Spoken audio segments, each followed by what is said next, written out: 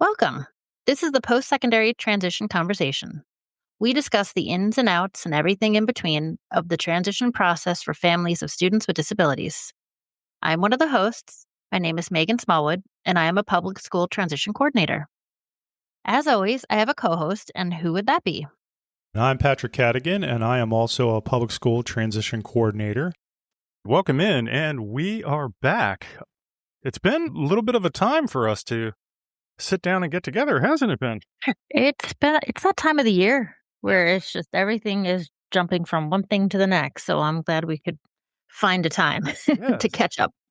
Yes, I agree. All right. So, when we were talking offline, one of the things that Megan had brought up was that she wanted to talk about what is referred to where we live as endorsements.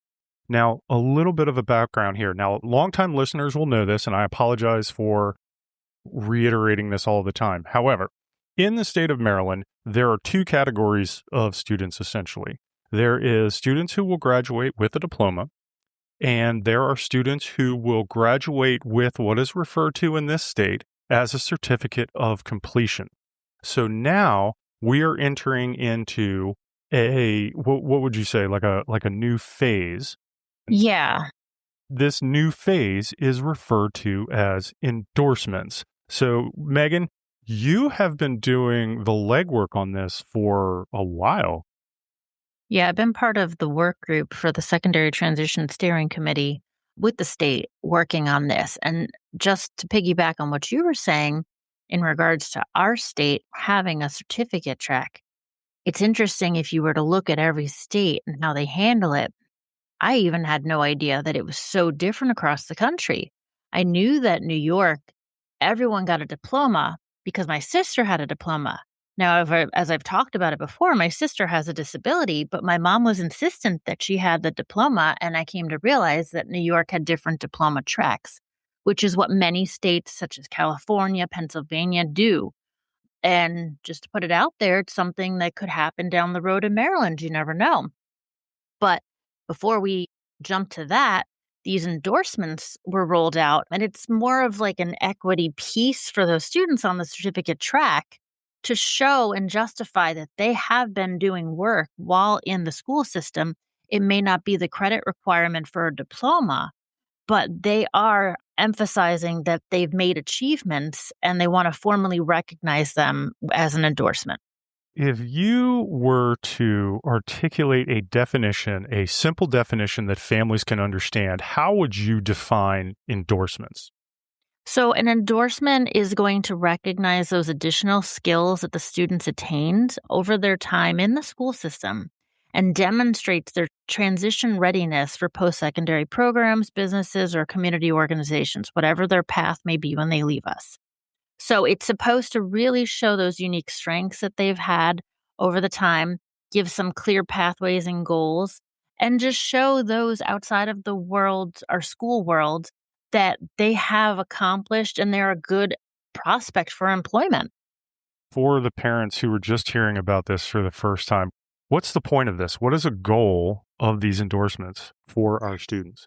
So, really, we just want to give them some formal recognition. I think there's such stereotype around the certificate, and we've talked about this before about making that switch from a diploma to certificate and how scary it can be when your child's no longer on that pathway earning credits for a diploma. What's going to happen to them? Do they fall off the deep end? Do they get anything? This is a way to show, yeah, they have been working towards something. It may not be the academic pathway, but they have been working towards vocational or community engagement. And we want to show that they have skills and that they are ready for the next level, even if it's different from the typical level that, their general education peers have been working on. Yeah, I do have to say that in my years as an educator, that conversation around going from a student who is on the diploma track and now entering into that discussion of, okay, well, maybe they may not necessarily earn a diploma, but they're going to have this certificate of completion. That can be a tough conversation. Yeah, and it's a scary one, and it's one that I think parents, and I understand why, may push it back year after year. But from the school end, as it's being pushed back, we're seeing the student have less and less time to work on that pathway where we can teach them those skills like these endorsements are showing that they can put to use in employment or even post-secondary education at their level. But it is a tough thing, and I think that is why potentially over the years they could explore everyone receiving a diploma on a different type of diploma pathway, but it's that word of diploma that I think really just is a comfort to some people. So we'll see what happens. It's almost like a trigger word, if you will. It But is, yeah, very much so, because I get it. A lot of times you go to do a job application, it says, "Do you have a diploma?" I'll check yes or no. Well, you did complete your schooling, you might have gotten some certification, but if you got a certificate, you have to check no, and the road stops there for many employers who don't understand what that means. and again, I know that this is something that you have been working on for a long time. For parents new to this idea, what is the age of the students who will begin working on these competencies through this endorsement? So it will be for all students who are transition age students in Maryland, which for us is 14 and older. 14 is when the transition pages start on the IEP. And for many of you, you might be thinking, well, I haven't heard of this. Well, are they new? What? My child's 14. Yes, they did just have an initial launch from MSDE about this starting in the 24-25 school year. But at that point, it was just focusing on those students who were exiting in 2025. And then again, this year, the focus has really been around those students who are exiting in 2026, although we're slowly trying to think about those that are coming up the pike. And now, with the new school year approaching, we're really going to be looking at all those students age 14 and up.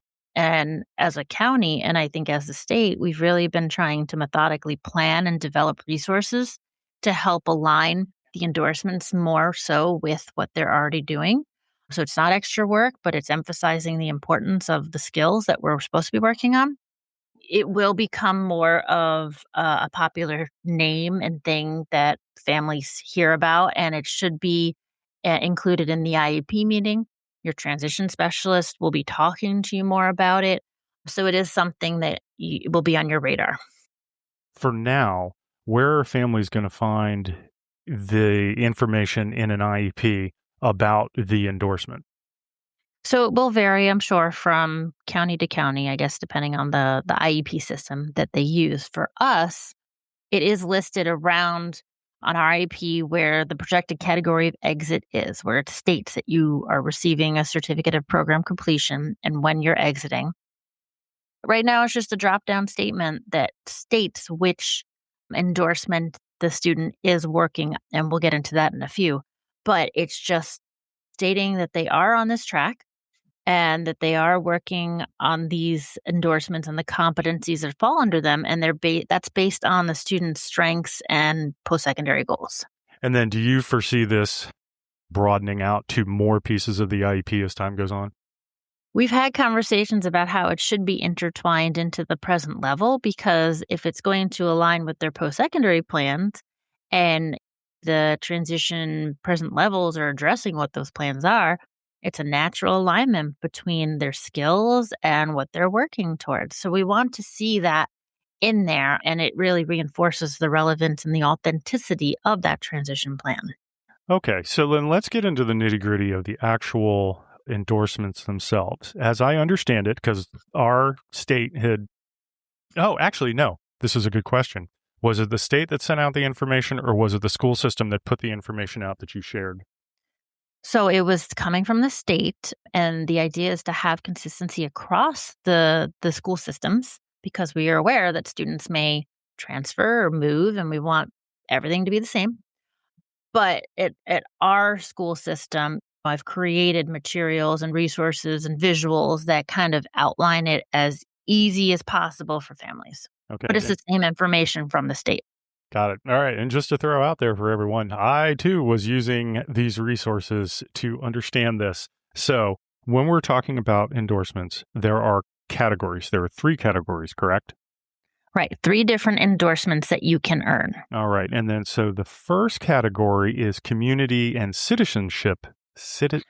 Say that 3 times in a row I know, really right? fast. All right, so the first category, community and citizenship endorsement. What will a student focus on with that? So that's really for students who are interested and planning on being active in their community, focusing on their community contributions, and that they might volunteer, that they just want to be engaged in their surroundings. Now, just to throw out there too, there's not really levels to the different endorsements. However, we kind of see the natural like tiering of them. If you start with the community and citizenship, I see a lot of students that are a part of our work program that go out in a group, starting with this endorsement and working on a lot of those skills or competencies before they might move on to another one. All right, and then so the second category is career and work readiness. Do you wanna talk a little bit about that? Right. So, obviously, this one is when you're entering the workforce, being prepared for that. So, it's going to focus still on that community piece, but also a lot of those skills that you might need if you're in a vocational training program, for example, work study or one of our more independent work program so that you show that readiness for employment in different careers. All right, and then the third and final category is what's referred to post-secondary education endorsement. What is that? Yeah, so this is for those students who are interested in still going on to college at their level or some kind of technical program or another type of professional training or certification. So if they're really interested in that academic pathways, this might be the endorsement to work on with them. Now, what does it mean for a student to earn an endorsement? So it means that they have achieved a certain number of competencies. And those are kind of, if you think of like how your IEP has goals and objectives, the objectives are like the smaller specific skill for a goal. The competencies are kind of like those objectives that break down what that endorsement means. Each endorsement has a great number of competencies. For example, the community and citizenship endorsement has 63 competencies. In order to show that a student has earned or mastered that endorsement, there's a requirement. They have to achieve at least 50% of those competencies. Now, it can be any of those competencies, but they have to have that 50% to show that they've earned it. And you can earn more than one endorsement. So, if in theory we have these students starting to work on these, at age 14, and they're chipping away at them every year, every student's different. So, you might have a student who is working on this one endorsement until they're 21 and they may not even reach the 50% level, and that's okay. They've been working towards it and they still have that community exposure. But you might have another student who starts at age 14 and within the first year or two, they've flown through the competencies and they've mastered that community and citizenship endorsement. Well, then naturally, you're going to start working on another endorsement. A student could leave the school system with either zero, one, two, or three endorsements. It's all dependent on their skills and their ability.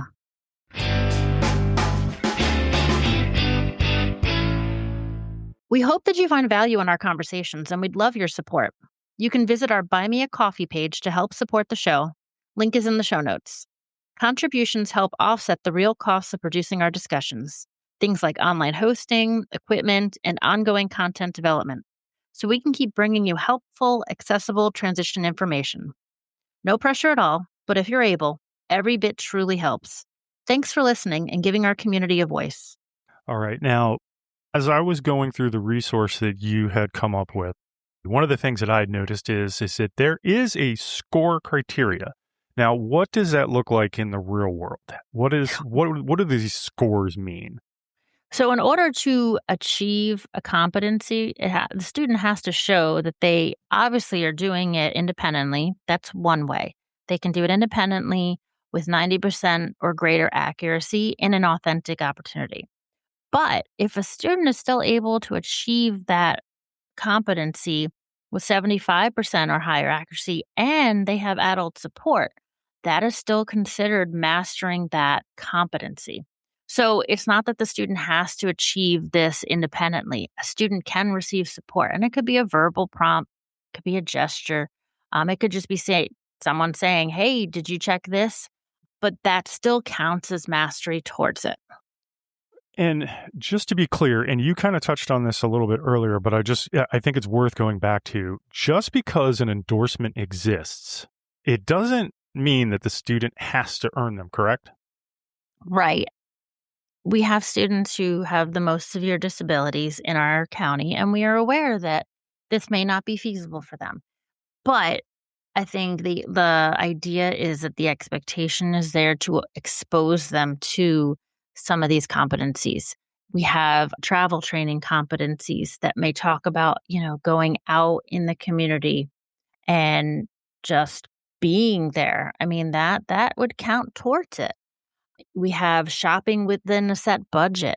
We have following a schedule. I mean, if you think about it, and I know we do such a great job of modifying and individualizing things, the exposure to this, whether they actually achieve it or not, is just an opportunity for them to gain something.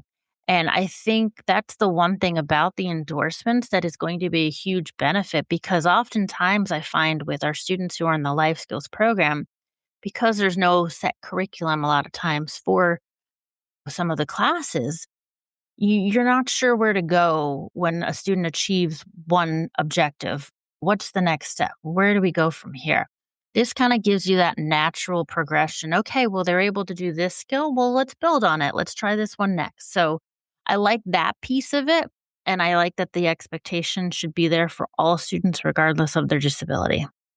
And then who has input into the endorsement attainment? In other words, who will be taking the data to figure out if the student has earned the endorsement? And then part two of that question, as I have it in my head, is what can be the sources of that data?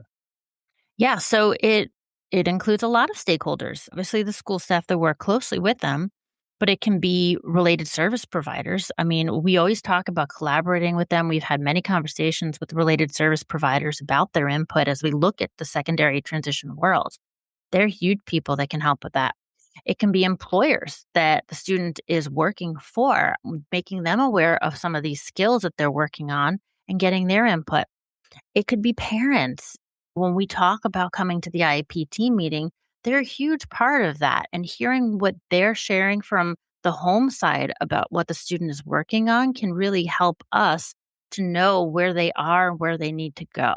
So it's a number of people working together on this. It's not just the transition specialist, it's not just the case manager.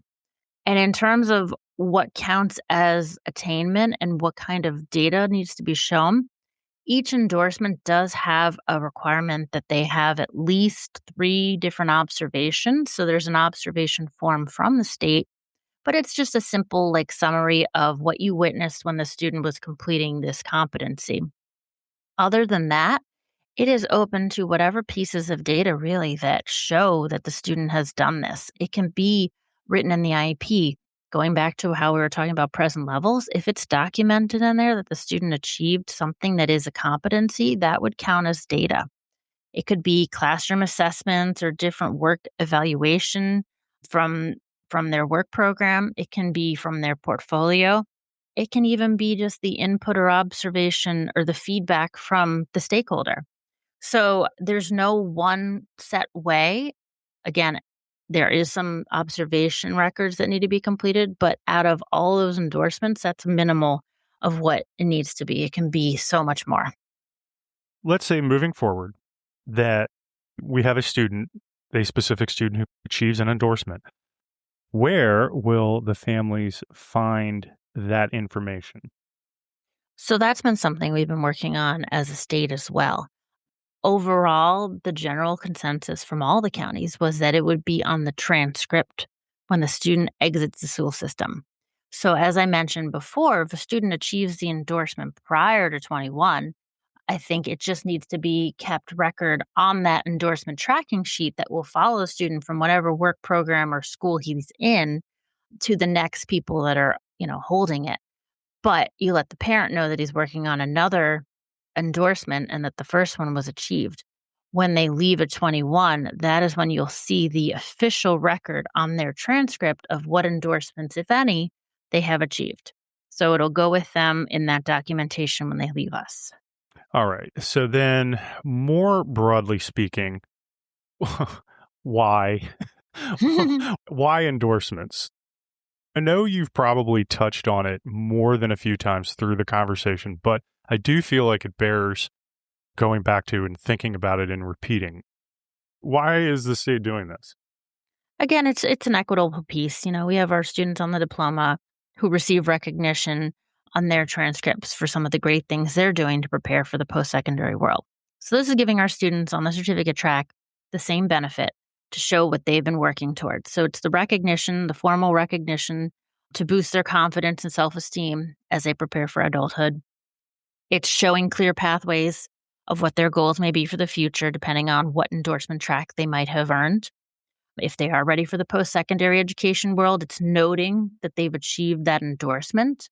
So they want to continue that skill set for future education and academic challenges. It's giving employment prospects to show that they have the workforce readiness skills. And again, that's going to continue to take a lot of professional learning on our part and MSDE's part to show the business side what this means and what the students have and have achieved. And then the community engagement. It shows any kind of provider, too, that they are going to after they leave us, that they've been involved and contributed to the community. And that is something that they would like to continue working on. I'll be interested to see as time goes on how this evolves and then what it looks like in the future. Me too. But there are resources, too. If you go to the MSDE website, and you can literally just type in Google MSDE endorsements, and you'll find the undersecondary transition, the rubric. So if anyone wants some light reading, the rubric of all the different competencies for each endorsement are listed there. And it's overwhelming and it's a lot, but the information is there if anyone wants to look. They are on my computer. You will also find a link to those in the show notes, of course. But some nice reading when you've got nothing else going on, maybe by the pool this summer. Moving forward, for me, as I was going through the resource, I'm looking at it and I'm like, okay, how can I explain this practically? Because and sometimes I feel like we even have to just explain it / describe it practically to our colleagues, like the people Yeah, within the system. I'm not going to lie. Sometimes I get a phone call from one of our colleagues asking a specific question and I get tripped up. I'm like, hold on.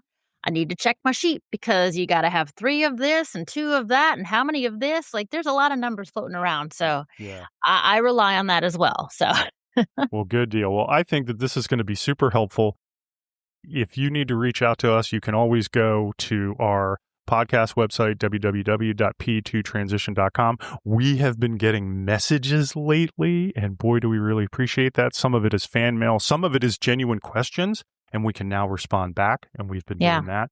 But Yeah, that's great. I do feel like that this is going to be a pretty hot topic coming up over the next couple of years.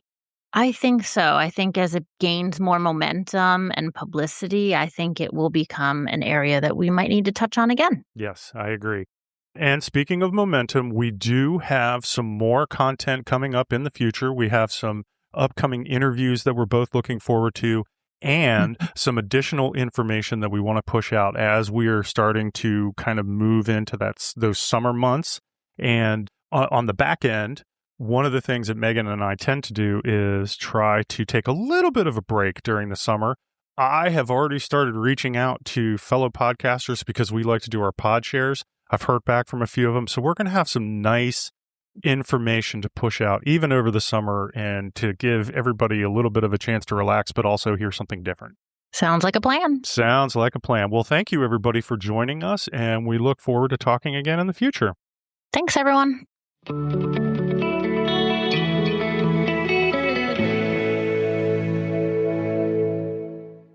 Our discussions are everywhere: Apple, Spotify, YouTube Music, and others. So hit that follow button and you won't miss out. Please help us spread the word about our discussions by leaving us a review. Links to the information from our conversations are always in our show notes. Surf to our sister website, www.postsecondary.transition.com, full of information and links to more resources. Our YouTube channel contains curated videos that revolve around transition, including playlists for guardianship, alternatives to guardianship, ABLE accounts, and more to come. Thanks so much for your time spent with us, and we look forward to talking again soon.